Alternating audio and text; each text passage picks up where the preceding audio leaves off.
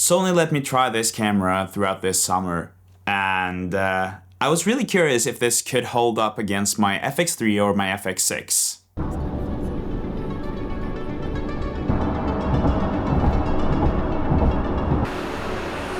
Disclaimer, Sony did not pay me to make this video or to use it at all. They were just being nice. This is a great camera. But is it good enough for me to actually get it? It's hard not to mention the size of it. And it's easy to just use when you're on the streets. It's also perfect when traveling because it doesn't take up as much room. And in addition to that, you actually get the same sensor as in the FX6 and the FX3, which is it's kind of insane. And when you add the fact that you can film in Cine S-Log3 and add LUTs to this camera, and the ISO levels being the same, then obviously you're talking about a good camera here. And as an extra feature, the stabilization on this is supposed to be even better than on the FX3. And yes, it is pretty good. The stabilization works pretty good. But do I need that good of stabilization? That's the question. Another great feature is the option of filming 4K 120 frames per second. This is a great feature to have in such a camera.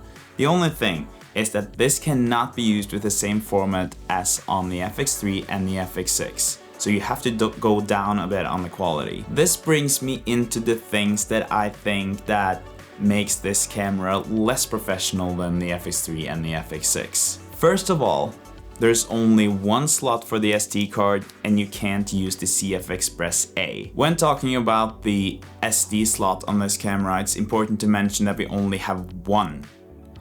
That is something that is not good enough for me when it comes to professional gear.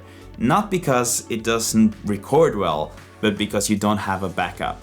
I always record with two SD cards or CF Express A just to be sure that my footage is not lost. I've experienced this before and it cost me a lot. When it comes to the audio, the camera has a built-in microphone where you can actually change the settings within the camera for which direction the microphone should aim at recording. So it can record from the front, from the back, or you can have it at auto. If we're trying out the audio here with this camera, you can hear how that sounds compared to the MKH416 that I have on my camera right here. I obviously never thought I would skate in New York City. When I was walking around the streets of New York, I was adding an external microphone because I just don't trust the internal microphone on any camera. So, sorry Sony, but this is not a professional feature.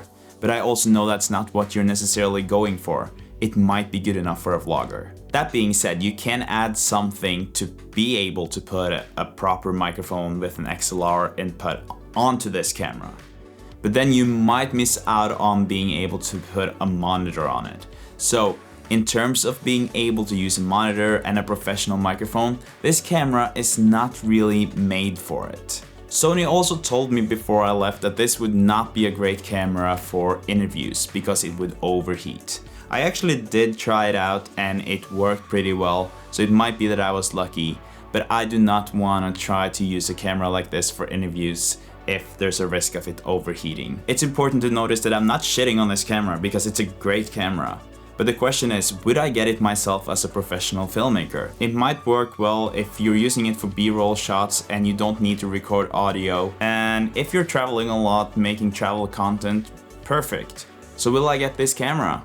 Probably not, because I already have two great cameras and I don't see how this would really add to it more than being a cheaper investment and less damage to my wallet if I actually broke it. But then again, I am a professional filmmaker. I don't mind bringing with me a lot of cameras. I actually don't think the FX3 is too big either, so I'm not afraid of walking around with that and using that as a vlog camera. So that's where I'm at. Will you get it?